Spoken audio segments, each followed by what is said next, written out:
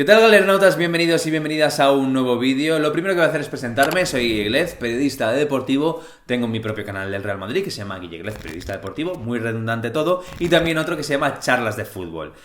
Lo primero que quería hacer es agradecer a La Galerna que me haya invitado para hacer esta colaboración semanal en su canal de YouTube. Y muchos os preguntaréis, ¿qué es lo que voy a hacer? Pues voy a dar mi opinión sobre algún o varios artículos que se han publicado durante toda la semana en La Galerna. Y pues bueno, voy a dar mi enfoque, mi punto de vista, sobre todo para captar un poco la actualidad del Real Madrid y dar mi punto de vista, como he dicho, en este canal. Espero que algunos de los autores, si tengo una opinión un poco crítica, pues que me perdonen, y si no me perdonan, pues yo le invito a una cerveza o a lo que quieran. Oye, que yo soy muy generoso y muy majo.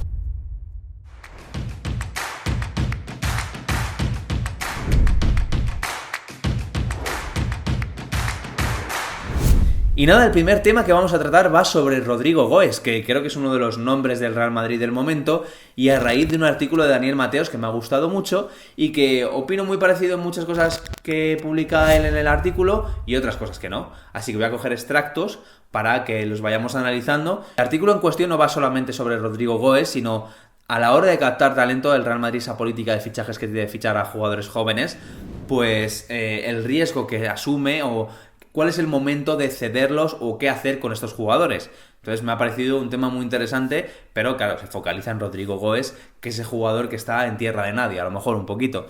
Entonces vamos al primer párrafo, que yo creo que resume muy bien, es la síntesis de lo que es el tema, que dice: es la forma más económica de adquirir talento. Obviamente hay un riesgo de que algunos de estos fichajes no triunfen y se queden en el camino, pero es un coste asumible globalmente. Pues habla de esos jugadores como Vinicius, Rodrigo, Kubo, Brahim, que algunos están en la primera plantilla, otros cedidos, pero bueno, que es el ejemplo de fichar talento joven. Yo estoy muy de acuerdo que es un coste asumible y que es un riesgo que el Real Madrid tiene que cometer, porque cada vez el mercado está mucho más elevado, es muy difícil competir, cada vez a la hora que quieres fichar a un jugador el precio muchas veces es inasumible, incluso muchos equipos han superado al Real Madrid como ese club que siempre pagaba a coste de talonarios. De hecho, ya el propio Atlético de Madrid lo ha superado, el FC Barcelona, muchos equipos ingleses, el PSG. O sea, creo que ya hay varios ejemplos en los cuales el Real Madrid no es que no demuestre esa potencia económica, sino que creo que mide muy bien sus inversiones a la hora de saber qué ficha y qué no.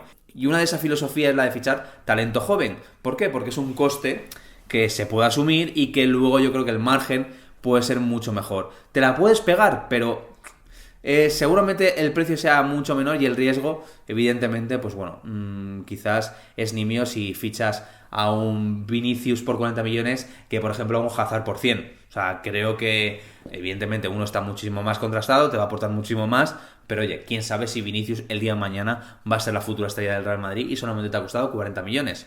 ¿Quién sabe?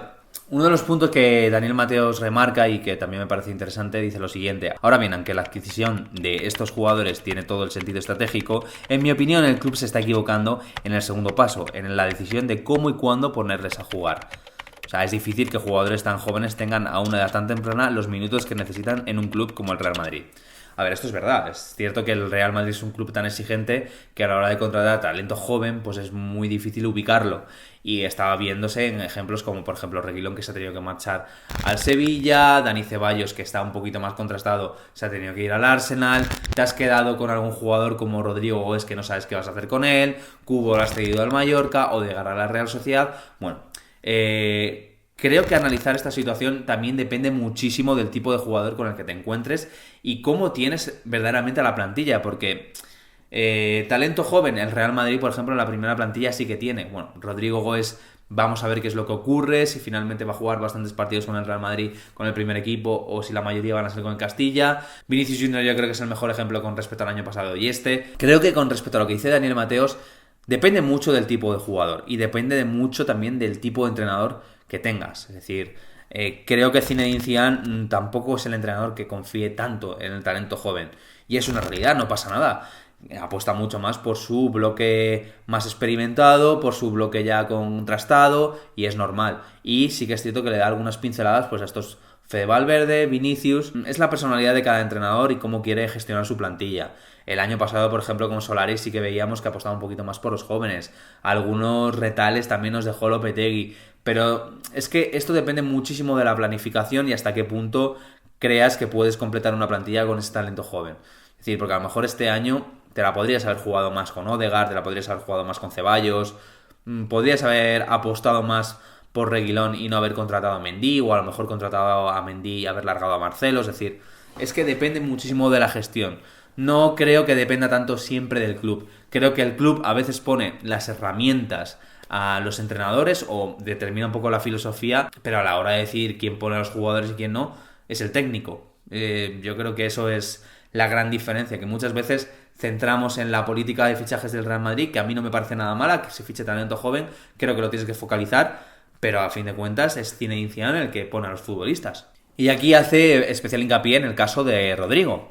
El caso de Rodrigo es claro, en mi opinión, este jugador de 18 años apunta a crack mundial y podría jugar muchos partidos en cualquier club de primera división, ya sea en España o en el extranjero. Con Benzema, Bale, Hazard, Jovic, Vinicius y Asensio, cuando se recupere es muy complicado. Además, seamos sinceros, Zidane no es precisamente uno de los entrenadores más valientes de estos que se caracterizan por conceder minutos a los más jóvenes. Pues bueno, esto refuerza un poquito lo que os decía antes, ¿no? Que Zidane tampoco es un entrenador que apueste tanto por el talento joven. Y con respecto a Rodrigo, ¿qué es lo que yo haría con Rodrigo Goes? Pues bueno, yo con Rodrigo Goes quizás es el jugador con el que más dudas me genera a la hora de saber si lo cedería, me quedaría con él, porque aparte, bueno, que tienes que controlar mucho el tema de los extracomunitarios, pero a la hora de darle esa oportunidad que se las puedes dar, sí que creo que puede ser positivo que esté este año en el Real Madrid, que tenga un poco de conciencia de saber lo que es el club y luego el próximo año cederlo. O sea, no me parecería nada mala esa decisión.